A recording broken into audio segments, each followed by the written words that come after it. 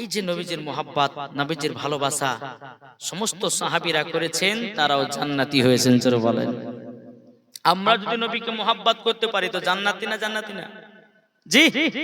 আজ আমাদের বাবা যে নামাজ পড়ছি, বিচারে বসছি, বাবা যে বিচার রায় দিচ্ছে কি, একজন বড় লোকের ছেলে বাবা অন্যায় করেছে, গরিবের ছেলে অন্যায় করেছে, বিচারে ঘুরছে বাবা গরিবের দিকে, বড় দিকে, মানে বড় লোক যারা টাকা পয়সা বলা, হ্যাঁ, তাদের দিকে বিচার ঘুরে না বাবা। আল্লাহর কোরআন তো সেটা বলে না, বড় লোক গরিব ছোট বলে তো আপনার কোনো খত নাই, বিচার বিচার একই হবে, বড় লোক বলে কোনো খত নাই। কিন্তু উমারে ফারুক তিনি বিচার করতেন কেমন বাবা, যে মদিনা রাষ্ট্রপতি ছিলেন, যখন কোনো মানুষ অন্যায় করতো উমারে ফারুক হাদিস কোরআন খুলে খুলে সঠিক বিচার দিতেন, তার নাম হচ্ছে উমারে ফারুক। জোর হবে না সুবহানাল্লাহ?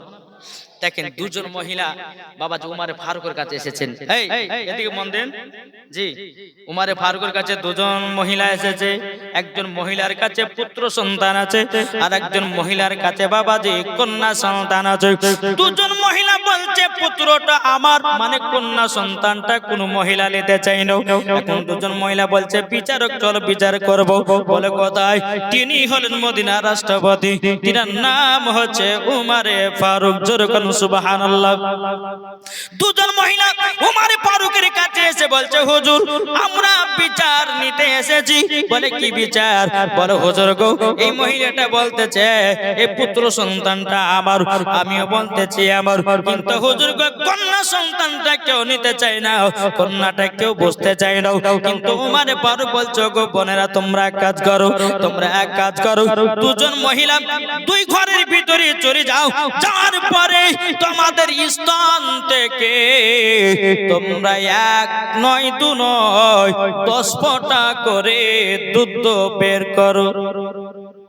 কফটা দুজন মহিলাকে দুই ঘরে ঢুকে দিলে, একটা করে হাতে বাটি দিলেন, বলে তুমি এই ঘরে যাও, আর এই মহিলাকে তুমি এই ঘরে যাও, দুজনের স্থান থেকে 10 ফোঁটা করে দুধ বের করো, আমার কাছে নিয়ে এসো। বাবা জি মুসলমান, দুজন মহিলা ঘরের ভিতরে গেলেন, স্থান থেকে 10 ফোঁটা করে আপনার দুধ বের করলেন। এখন উমারে ফারুক কাছে জমা করলেন, বলে হুজুর সহি বিচার চাই। ওগো উমারে ফারুক আপনি কি কোরআন হাদিস করে বিচার করেন? আজকে আমরা দেখতে চাই আপনি কেমন বিচার করেন। এখন বাবা যে উমারে ফারুক বিচারটা সঠিক করার জন্য আবার কোরআন খুললেন। কোরআন খোলার পরে বাবাজি এখন আপনার ওজনটা মাপবে। এখন ওজন মাপতে গেলে তো আবার দাড়ি পাল্লার দরকার। বাবা সে সময়তে দাড়ি পাল্লা ছিল না, উমারে ফারুক কোরআন সাত করলেন। কোরআন সাত করার পর দাড়ি পাল্লা তৈরি করলেন।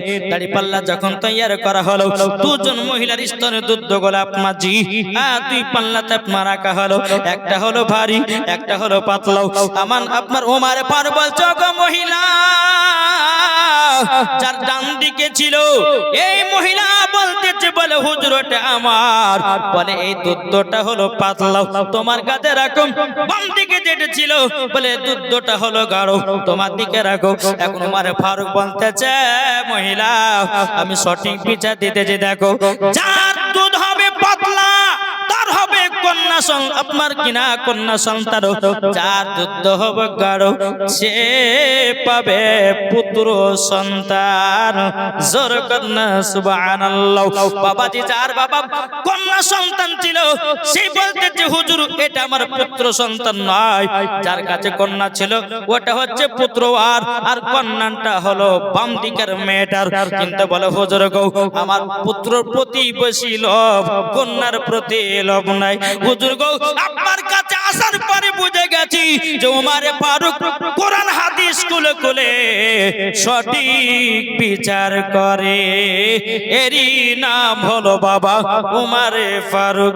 জোরে বলুন সুবহানাল্লাহ। সেই উমারে ফারুক নবীকে বলছে নবী গো আপনাকে কে কি বলেছে বলুন, আমি তার গর্দান কেটে জমিনে ফেলিয়ে দেব। আমার নবী মুস্তাফা বাবা কথা বলতে যেন আমার নবী মুস্তাফা দুই চোখের বাবা পানি মুবারক করে জড়িয়ে জড়িয়ে কান্না করতেছে। বাবা হযরত আবু বকর সিদ্দিক বলছে নবী গো গো, ও গো দয়াল নবীজি কে আপনাকে কি বলেছে আমাদেরকে একটুখানি বলুন। নবী আমার কথা বলছেন না। হযরতে আবু তালহা বলছেন নবী গো আপনার কি হয়েছে বলুন না। আমার নবী মুস্তাফা কোন সাহাবীর সঙ্গে কথা বলে না বাবা। হযরত জুবাইর বলছে বলে নবী গো আপনার কি হয়েছে বলুন না, আপনি এত কান্না করছেন কেন? আমার নবী মুস্তাফা কোন সাহাবীর সঙ্গে কথা বলে না। আমার নবী বলছে গো সাহাবীরা তবে শুনো গো, আমার চোখের পানি যদি বন্ধ কেউ যদি করতে পারে আমার জামাই উসমান গনি ছাড়া কেউ পারবে না। এটা জোর হবে না সুবহানাল্লাহ। উসমান গনিকে খবর দাও। উসমান গনিকে খবর দিলেন, টুকটু টুকটু করে নবীর দরবারে হাজির হলেন। ইয়া রাসূলুল্লাহ, ইয়া হাবিবাল্লাহ, নবী গো আপনি এত কান্না করছেন কেন গো নবীজি? আমার নবী বলছে গো উসমান গনি তুমি হচ্ছে আমার জামাই, আল্লাহ পাক আল্লাহ তাআলা তোমাকে ধন দৌলতের মালিক বানিয়েছে, টাকা পয়সার মালিক বানিয়েছে। এ উসমান গনি তুমি যদি আমার চোখের পানি বন্ধ করতে চাও, ওই যে রাস্তা দিয়ে আসছিলাম একটা রাস্তাতে খেজুরের কাছে দুটো বাচ্চা বাঁধা আছে, ততক্ষণ পর্যন্ত ওই বাচ্চা দুটোকে না নিয়ে আসবে আমার নবী বলছে গো উসমান গনি আমার চোখের পানি বন্ধ হবে না। জোর বলেন না সুবহানাল্লাহ। মোহাব্বত কাকে বলে দেখেন জি, আমরা শুধু টাকা পয়সা জমি জায়গায় চিনলাম, নবীর মোহাব্বত চিনলাম না। কি গো আমার কথা কি বুঝতে পারছেন বাপ? একটু হ্যাঁ কিনা বলেন না জি। এখন উসমান গনি তিনি কি করলেন? ইনি কে? নবীজি তিনি হচ্ছে বাবাজি নবী মুস্তাফার জামাই। আমার নবী মুস্তাফার দুই কন্যার সঙ্গে বিয়ে দিয়েছিলেন হযরত উসমান গনির সাথে, তার জন্য তিনার টাইটেল হয়েছে হযরত উসমান জুন নূরাইন। যেরকম সুবহানাল্লাহ। এখন টুকটু করে উসমান গনি ইহুদির কাছে গেছে, এই ইহুদি তুমি নাকি একটা খেজুরের গাছে দুটো বাচ্চাকে বেঁধে রেখেছো? বলে হ্যাঁ। উসমান গনি বলতে বলো খেজুরের গাছের দাম কটা গালি বাও? ইহুদি বলতেছে আমি খেজুরের গাছ বিক্রি করব না। বলে কেন করবে না? বলে করব না। এখন আবার উসমান গনি বলতে চাই ইহুদি তোমাকে খেজুরের গাছ বিক্রি করতে হবে। ইহুদি বলে করব না। আবার উসমান গনি বলছে করতে হবে। এখন উসমান গনি বলছে আরে ইহুদি রে, একটা খেজুরের গাছের পরিবর্তে তুই যা চাবি তোকে তাই দিয়ে দেব। এখন ইহুদির লোভ হয়ে গেছে। উসমান গনি একটা জমি ছিল 100 বিঘা জমির দাগ বাবা, 100 বিঘা জমির ভিতরে বাবা অনেক খেজুরের গাছ লাগা ছিল। এখন ইহুদিটা বলছে আরে ও উসমান গনি তোমার 100 বিঘা জমির দাগ আছে, যেই জমিতে খেজুরের গাছ লাগা আছে সমস্ত খেজুরের গাছ আমাকে দিতে হবে। একটা খেজুর গাছ লাগার কারণে উসমান গনি বলছে আরে ইহুদি যাও আমি তোকে সেটাই দিয়ে দিলাম, সেটাই দিয়ে দিলাম। ইহুদি বলছে উসমান গনি গো কি ব্যাপার একবার বলতে তুমি 100 বিঘা জমির ভিতরে যত খেজুর গাছ ছিল সব খেজুর গাছ আমাকে দিলা কেন? তখন বাবা উসমান গনি বলতেছে ওরে ইহুদি রে, ইহুদি তোরা তো নবীর মোহাব্বত বুঝিস না, তোরা তো নবীর ভালোবাসা বুঝিস না, তোরা তো নবীকে চিনিস না। আরে শোনো রে, আমার জমি জায়গা টাকা পয়সা খেজুরের বাগান থেকে আমার নবী মুস্তাফার চোখ মুবারকের পানির দাম বেশি। জোর হবে না সুবহানাল্লাহ। এখন 100 বিঘা জমির ভিতরে যতগুলো খেজুরের গাছ ছিল সব খেজুর গাছ ইহুদিকে দিল একটা খেজুরের গাছ কেনার জন্য। এটা জোর হবে না সুবহানাল্লাহ। আমরা হলাম করতে কি করতে? আমরা তো এমনি তো বলে যে ভাই মাদ্রাসা পাঁচাটা দেন, তো কেউ নাই। যে উসমান গনি তিনি 100 বিঘা জমির দাগের ভিতরে যত খেজুর গাছ ছিলেন আমার নবী মুস্তাফার চোখ মুবারকের পানি বন্ধ করার কারণে একটা খেজুর গাছ কেনার কারণে সব খেজুর গাছ ইহুদিকে দিয়ে দিল।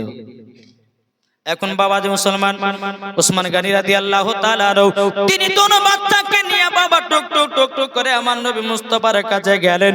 যাওয়ার পরে বলে ইয়া রাসূলুল্লাহ ইয়া হাবিবাল্লাহ নবী গো এই দেখেন আপনার কাছে বাচ্চা দুটো আমি হাজির করে দিলাম। আমার নবী মুস্তাফা বলতে গো উসমান গনি আমি জানতাম গো এই কাজ আমার উসমান গনি ছাড়া কেউ পারবে না। জোরে বলেন। এখন বাচ্চা দুটোকে নবীজির সম্মুখে বসিয়েছে। আমার নবী মুস্তাফা দুই চোখের পানি ঝরা ঝরা কান্না করতেছে। বাচ্চা দুটো বলছে নবী গো আপনি এত কান্না করবেন না গো নবী। আমার নবী বলছে গো বাচ্চারা গো তোমরা কতদিন ধরে খাও নাই। বাচ্চা দুটোকে দেখে দে বলছে নবী গো আমার আব্বা এত গরিব গো নবী, আমাদেরকে ঠিক মতো দুই বেলা আমরা খাবার খেতে পাই না। নবী গো 7 দিন ধরে অনাহারাজি। আমার নবী বলছে ওসমান গনি যাও তোমার খেজুরের বাগান থেকে এক ঝুড়ি খেজুর এনে দাও, আমি বাচ্চা দুটোকে খেজুর খাওয়াতে চাই। ওসমান গনি গেলেন এক ঝুড়ি খেজুর নিয়ে আসলেন। আমার নবী মুস্তাফা একটা করে খেজুর তুলছে বাবা, আর দোনো বাচ্চাকে একটা একটা করে খেজুর খাওয়াতেছে।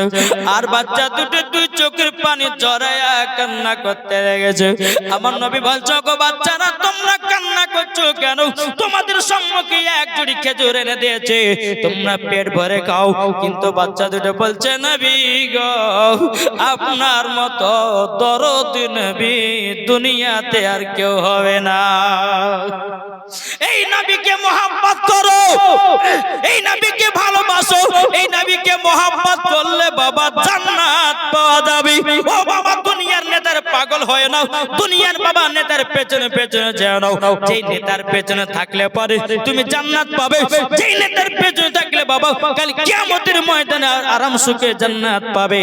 ওই নবীজির মহব্বত করো, মরার পরে তোমরা জান্নাতি জান্নাতি হওয়া।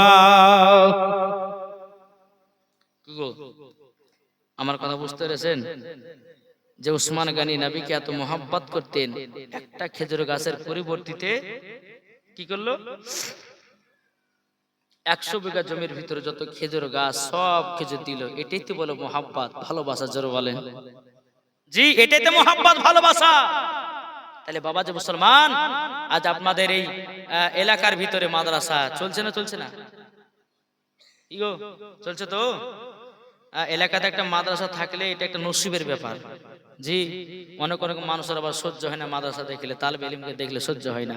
কিন্তু জানেন একজন তলবে ইলম যদি রাস্তাতে হেঁটে যায় তো আল্লাহর ফারিস্তারা তলবে ইলমের আপনার পায়ের তলাতে পোকা বিছিয়ে দেয়। জোরে বলো সুবহানাল্লাহ। আর অনেক আন পাবলিক বাবা তলবে ইলমদেরকে কত কি যে বলে রে ভাই, তা আল্লাহ মালিক জানে। যাক এই এলাকার মানুষ খুব ভালো গো, আলহামদুলিল্লাহ। আমার এই মনে হয় 2বার কি 3বার মধ্যে আপনাদের এলাকায় আসা হলো, আলহামদুলিল্লাহ। তো যাই হোক, খুব আপনাদের ভালো লাগলো। আর মাদ্রাসা দেখতে খুব সুন্দর, আলেম আলামা গুলো আপনার খুব সুন্দর যত্ন করে বাচ্চাদেরকে শিক্ষা দিয়েছেন। আলেম আলামা আপনার সুন্দরভাবে তলবে ইলমদেরকে পড়াশোনা যথেষ্ট আপনার করাচ্ছেন, আলহামদুলিল্লাহ। এতে আপনারা খুশি না বেজার বলেন? প্রত্যেক বছর বছর বাবাজি দাস্তারবান্দি হয় না, দাস্তারবান্দি হয়। তো বাবা যে মুসলমান, এটাই তো নবীর মোহাব্বত। কিয়ামত পর্যন্ত মসজিদ চালাবেন। কেন? মসজিদ হচ্ছে নবীর ঘর, আর মসজিদ হলো কি গো? মাদ্রাসা হলো নবীর ঘর, আর মসজিদ হলো খোদার ঘর। জোরে বলেন সুবহানাল্লাহ। তাই আপনাদেরকে বলতে চাই যে মাদ্রাসাকে ভালোবাসলে পরে নবীকে ভালোবাসা হবে, ঠিক কিনা বলেন? আর মসজিদকে ভালোবাসলে পরে খোদাকেও ভালোবাসা হবে। মাদ্রাসারও দরকার আছে, প্লাস মসজিদেরও দরকার আছে। মাদ্রাসায় না গেলে শিক্ষা অর্জন করতে পারবেন না, আর শিক্ষা না থাকলে পরে আপনি নামাজও পড়তে পারবেন না। পারবেন? জি, একজন ব্যক্তি বাবা যে নামাজ পড়তে গেছে, বুঝলেন, জুম্মা নামাজ, মানে আপনার এলাকায় নতুন নতুন জামাই, এখন নতুন কাপড় মানে লুঙ্গি দিয়েছে, বুঝলেন, এখন নামাজ পড়তে যাবে। আর ওই এলাকা বাবাজি এলান করা আছে যে জুম্মার নামাজ কেউ যদি কাজা করে বা বাদ দেয় তো তাকে 5000 টাকা জরিমানা, বুঝলেন। এবার নতুন জামাই শ্বশুর বাড়ি এসেছে বেড়াতে, তো শ্বশুর বলছে জামাই এখানে আমাদের জুম্মা নামাজ পড়তে হবে, এখানে বসে থাকলে আপনার যাও নামাজটা পড়েছে, নাহলে 5000 টাকা জরিমানা দিতে হবে। এখন জামাই তো কোনদিন নামাজ পড়েনি, বুঝলেন, আপনার খড়খড়ে লুঙ্গি পড়ে চলে এসেছে মসজিদে। এখন বাবা কিছু তো জানে না নিয়ম কানুন, কোন আলেমের কাছে বসে না, কোন শিক্ষা অর্জন করে, কিছু করে না, গিয়ে মসজিদে বাবাজি আপনার ঢুকেছে। ঢোকার পর বেরাদার ইসলাম এখন পেচকার কাতারে দাঁড়িয়েছে, বুঝলেন। এই পেচকার কাতারে যখন দাঁড়ানো, তো একজন ব্যক্তি আপনার নামাজ পড়তে পড়তে যাই তুমি চিল্লাচ্ছ কিসের লেগে, তোমার নামাজ হবে? তো বোঝাই তুমি তো কথা বলে তোমার নামাজ হবে? এরকম হয় না? হয় না? জি, আমরা নামাজ পড়ছি কেমন বাপ, ইমামের পেছনে নামাজ পড়তে যায়, যাওয়ার পরে বাবা যে একটু মশা যদি লাগে তো ফাটাম করে মেরে দিলেন, হ্যাঁ। আর বেরাদ ইসলাম সাহাবীদের নামাজ কেমন? হযরত আলী নামাজ পড়ছেন, খাইবারের যুদ্ধ চলতেছে, নামাজের টাইম হয়েছে, খাইবারের যুদ্ধ চলতেছে, এদিকে আলী রাদিয়াল্লাহু তাআলা আনহুর আপনার জাঙ্গে আপনার তীর শোন ঢুকে গেছে। তবু হযরত আলী রাদিয়াল্লাহু তাআলা আনহু নামাজে ধ্যান পড়ে আছে, খোদার সঙ্গে ধ্যান পড়ে আছে। এদিকে বেরাদার আলী রাদিয়াল্লাহু তাআলা আনহুর আপনার পা থেকে যখন আপনার তীর শোনটা টেনেছে, তবু হযরত আলী বুঝতে পারে নাই যে আমার পা থেকে তীর শোন বের করলো। আজ আমরা মুসলমান নামাজ পড়তেছি বাবা, সব রকমের চিন্তা নামাজের ভিতরে নাকি গো? হ্যাঁ, 5টা কুটুম বসেছে তো মনে মনে ভাবছে আরে হ্যাঁ 4000টা পুরো মানে 4টা কুটুম এসেছে, এই নামাজের ভিতরে গণনা চলছে, তাহলে আমাদের নামাজ হবে কি করে ভাব? হ্যাঁ, আমরা নামাজ পড়ছি, মাঠে গেছি বেড়াতে, কার বেশ শাক আপনার বুটের শাক দেখেছি, 2 মুঠ ছেলে এসে বাড়িতে রান্না করে খাচ্ছে। আল্লাহ বলছে শোনো, অন্য জমির ভিউয়ে যদি কেউ যদি শাক মাক চুরি করে লেসে খাও, তোমার 40 দিনে ইবাদত বন্ধ হয়ে যাবে। আমরা মুসলমান কোনটা মানছি গো? রাস্তাতে চলছি, আম দেখেছি, আমকে পাড়ে ভরে নিলাম ব্যাগের ভিতরে, আছে না নাই? বাবা তুমি মুসলমান, যাই হোক একবার দুরূদ শরীফ পাঠ করুন। আল্লাহুম্মা আলা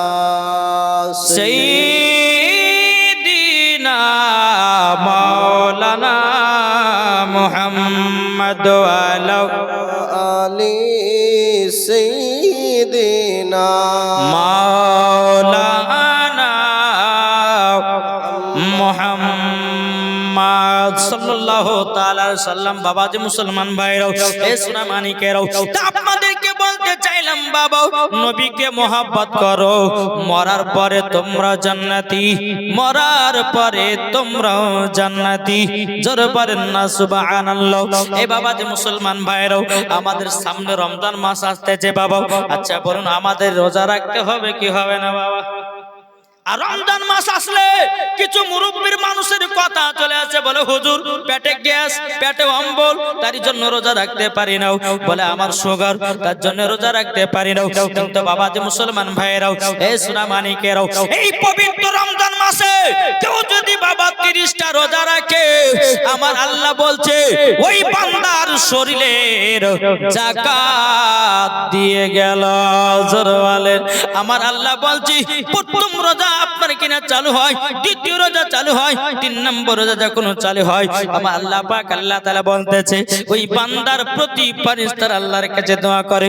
আমার আল্লাহ বলছে রমজান মাস আসলে পরে বাবা জাহান্নামের গেট বন্ধ করা হয়, বাবাজি জান্নাতের গেট গুলো আপনার খুলে দেওয়া হয়, শয়তানকে জিনজির দিয়ে বাঁধা হয়। আমার আল্লাহ বলছে গো আমার বান্দা বান্দিরা, পবিত্র রমজান মাসে যদি নেকি করতে চাও, ফজর নামাজের পর সূরা ইয়াসিন তেলাওয়াত করো, একটা খতম সূরা ইয়াসিন একবার যদি পড়েন, আমার নবীজি বলেছেন 10টা খতমের সওয়াব পাওয়া যাবে। জোরে বলুন না সুবহানাল্লাহ। আপনাদেরকে বলতে চাই এখন থেকে নিয়ত করুন আল্লাহ নামাজ পড়বো, তারাবির নামাজ পড়বো এবং কিনা 5 ওয়াক্ত নামাজ পড়বো। সামনে রমজান মাস আসতেছে, আমরা রোজা রাখবো। আল্লাহ বলতে চাই ফেরেশতা দেখো আমার বান্দা বান্দিরা নিয়ত করে নিয়েছে এখন থেকে যে রোজা রাখবে, ওই বান্দা যদি মারা যায়, আমার আল্লাহ বলতেছে বিনা হিসাবে তাকে জান্নাতে দেওয়া হবে। একজন আল্লাহর নেক বান্দা ছিলেন, তার নাম হচ্ছে ফরিদ, হযরতে ফরিদ। ইনার বিবি 5 ওয়াক্ত নামাজ পড়তেন, ইনার বিবি পর্দা করতেন, ইনার বিবি বাবা তাহাজ্জুদের নামাজ পড়তেন, কোনো মিথ্যা কথা বলতো না। আরে ফরিদ রোজার 1 মাস আগে থেকে বিবিকে সিঙ্গেল দিতে, ভাই বিবি সামনে রমজান মাস আসছে, রোজা করতে হবে। বলে স্বামী গো আমি তো আগে থেকে নিয়ত করেছি যে পবিত্র রমজান মাস আসলে আমি রোজা করব। জোরে বলো সুবহানাল্লাহ। এ ফরিদ বলছে বিবি তুমি জানো আমার কারাকীর্তি, আমি 1 বছর আগে থেকে নিয়ত করি যে আমি পবিত্র রমজান মাসে রোজা রাখবো। বলে কেমন করে? বলে শোনো আমি যে কাজগুলো করি, আমার যদি দিনে 500 টাকা ইনকাম হয় তো 100 টাকা আমি রোজা রমজান মাসের জন্য রেখে দিই, রমজান মাসে কোনো কাজ করব না, শুধু আল্লাহর ইবাদত করব আর পবিত্র রমজান মাসে রোজাগুলি রাখবো। জোরে বলো সুবহানাল্লাহ। জি হযরতে ফরিদ বলতেছে ও বিবি তবে শোনো তোমাকে একটাই কথা বলে দি। বলো স্বামী গো কি কথা বলবেন? বলো গো আমার স্বামী কি কথা বলবেন বলুন। হযরতে ফরিদ বলতেছে বলো গো আমার বিবি আমি আগে থেকে নিয়ত করেছি ও বিবি পবিত্র রমজান মাসে রোজা রাখবো, তবে শুনে রেখে দাও, শুনে রেখে দাও আমার আল্লাহ পাক আল্লাহ তাআলা বলতেছে ও বিবি আমার আল্লাহ বলেছে পবিত্র রমজান মাসে নিয়াত করে নেয়, আমার আল্লাহ বলতেছেন মরার পরে তাকে জান্নাতে দেওয়া হবে। জোরে বলুন না সুবহানাল্লাহ। কিন্তু ফরিদের বিবি বাবা নামাজ পড়তো, রোজা করতো, হজ করতো, যাকাত দিত, বাবা তাহাজ্জুদের নামাজ পড়তো, সব কিছু করতো বাবা। কিন্তু ফরিদের বিবি আপনার কিনা স্বামীর সঙ্গে আপনার খিচখিচ করে আপনার কথা বলতো, স্বামীকে দেখতে পারতো না, স্বামীর সাথে ভালোবাসা ছিল না। বাবাজি মুসলমান ভাইরাও, একদিন দুদিন তিন দিন বাবা আপনার চলে যায়। বাবাজি ফরিদের বিবি দুনিয়া থেকে বিদায় নিল। বিদায় নেওয়ার পর গ্রামের মানুষেরা বলল আল্লাহ গো, এত সুন্দর মহিলা, যেই মহিলা পর্দাতে ছিল, যেই মহিলা নামাজ পড়তো, যেই মহিলা রোজা করতো, যেই মহিলা সব রকমের ভালো কাজ করতো, এই মহিলা দুনিয়া থেকে বিদায় নিল। হযরতে ফরিদ তিনি বাবা দুই চোখের পানি ঝরা কান্না করে আল্লাহ গো, আমার এত মহব্বতের বিবি, আল্লাহ আমার বিবি আমার সাথে মহব্বত করে নিতে কি হয়েছে? কিন্তু ফরিদ বলছে আল্লাহ গো, আমার বিবিকে আমি তো মহব্বত করেছি। বাবাজি মুসলমান ভাইরাও, সমস্ত গ্রামের মানুষেরা জানাজার নামাজ আপনার পড়ে নিলেন। পড়ে নেওয়ার পর সে মহিলাকে কবরে দাফন করা হলো। দাফন করার পর বাবাজি হযরত ফরিদ এশার নামাজের পর তাহাজ্জুদ নামাজ পড়া শুরু করেছেন। যাই নামাজে আপনার তাহাজ্জুদ পড়তে পড়তে আপনার যাই নামাজে শুয়ে গেছে। আল্লাহ পাক আল্লাহ তাআলা ফরিদকে বলছো, ফরিদ তোমার বিবি নামাজ রোজা হজ যাকাত সব করতো, কিন্তু তোমার বিবিকে জাহান্নামে দেওয়া হবে। আল্লাহ স্বপ্ন তো বলতেছে কাকে? কাকে গো? হযরতে ফরিদ। জোরে বলো সুবহানাল্লাহ। আল্লাহর নেক বান্দা। সকাল হলো, চিন্তিত যে আল্লাহ আমার বিবি নামাজ রোজা পর্দা সবই করতো, আবার জাহান্নামে যাবে কিসের জন্য? একদিন চলে গেল, কিন্তু হযরতে ফরিদ প্রত্যেকদিন আপনার ফজর নামাজের পর বিবির কবরের কাছে যে চোখের পানি ঝরিয়ে ঝরিয়ে কান্না করে আল্লাহ গো, যেই বিবি আমার এত মহব্বতের বিবি ছিল, সেই বিবি আমাকে আজ ছেড়ে চলে গেল। বাবাজি এইরকম কি আপনার ফজর নামাজের পর কবরের কাছে আপনার কান্না করতো, কবরখান জিয়ারত করতো বাবা। একদিন চলে গেল, দ্বিতীয় রাত্রিতে আমার আল্লাহ পাক আল্লাহ তাআলা বলছো গো ফরিদ, তোমার বিবিকে জাহান্নামে যেতে হবে। বিরাদর ইসলাম মুআদ্দাস সামানিকেরাও, এ সোনা মানিকেরাও, মানুষজনকে অনেক খাওয়াচ্ছে, অনেক বাবাজি আপনার দোয়া খার করতেছি, তবু বাবা একই স্বপ্ন দেখে যায়, স্বপ্ন দেখে যায়। বিরাদর ইসলাম মুআদ্দাস সামানিকেরাও, এ সোনা মানিকেরাও, আমার আব্বাজি মুসলমান ভাইরাও, হযরতে ফরিদ আল্লাহর কাছে কেঁদে কেঁদে দোয়া করি, আল্লাহ গো আমার বিবি তো কোনো খারাপ কাজ করে না, তাহলে আমার বিবিকে কেন জাহান্নামে দেওয়া হবে? বাবাজি মুসলমান ভাইরাও, আবার ফরিদ আপনার তাহাজ্জুদের নামাজ পড়ে বিছানায় ঘুমিয়ে গেল। আমার আল্লাহ বলছে ফরিদ তোমার বিবি সবই করত, কিন্তু ফরিদ গো তোমার বিবি অন্তর থেকে তোমাকে মহব্বত করতো না, সব সময় খিচখিচ করে তোমার সঙ্গে ঝগড়া করতো, সব সময় তোমাকে দেখভাল করতে পারতো না। সেই কারণের জন্য তোমার বিবিকে জাহান্নামে দেওয়া হবে। তার নামাজও কবুল হয়নি, তার রোজাও কবুল হয়নি, তার পর্দাও কবুল হয়নি, তার হজ যাকাত কিছু আপনার কবুল হয় না। হযরতে ফরিদ সকাল বেলাতে উঠে বলছে আল্লাহ গো, আমার বিবি আমার মহব্বত না করার কারণে জাহান্নামে যাবে। আমি স্বামী হয়ে এটা চাই না, আমি স্বামী হয়ে এটা চাই না।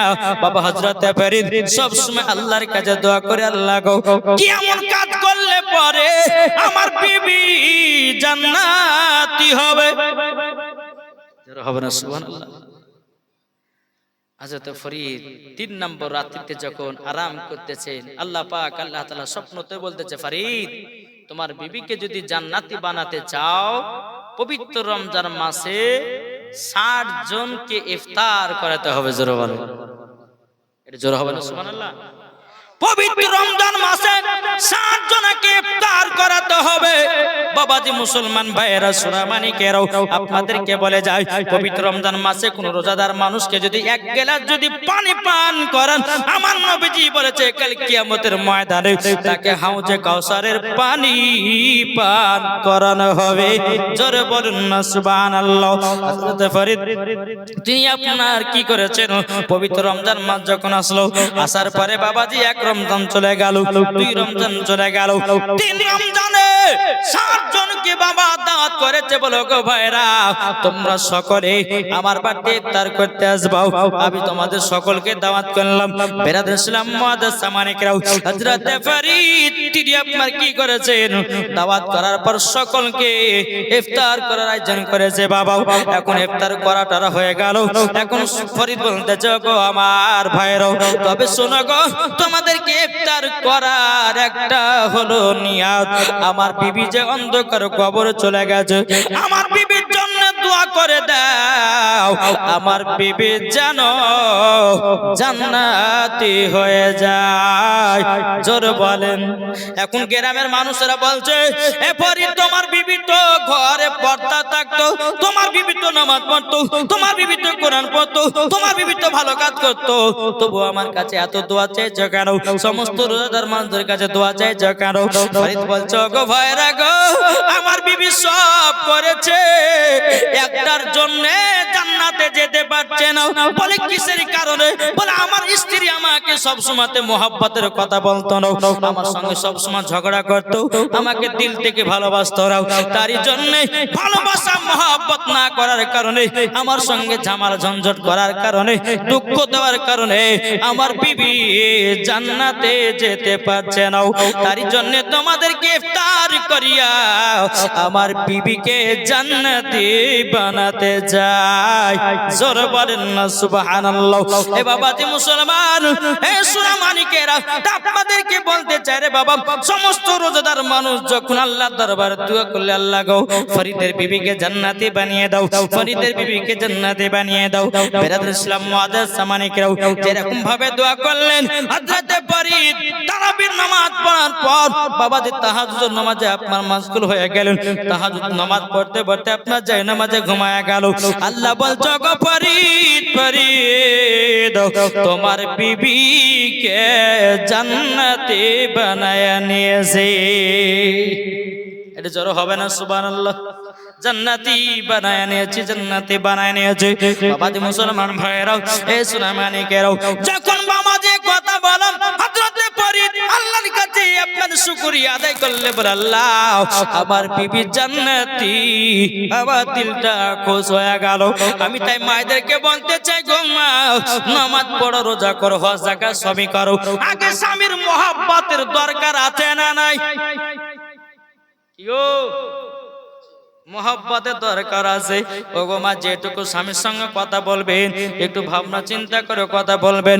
কোন যদি স্ত্রীর স্বামীকে দুঃখ দিয়ে যদি কথা বলে দেয়, আর ওই স্বামীর চোখ দিয়ে যদি পানি বাড়িয়ে যায়, আল্লাহর আরশে পর্যন্ত কেঁপে যায়। তাই মায়েদেরকে বলি, ও মা, কেন স্বামী স্ত্রীর মধ্যে ভালোবাসা মোহাব্বত রাখবেন? স্বামী স্ত্রীর মধ্যে আপনার মোহাব্বত রাখলে আমার আল্লাহ পাক আল্লাহ তাআলা বলতেছেন, ওই বাড়িতে আল্লাহ রহমত বর্ষিত হয়। জোরে বলুন না সুবহানাল্লাহ।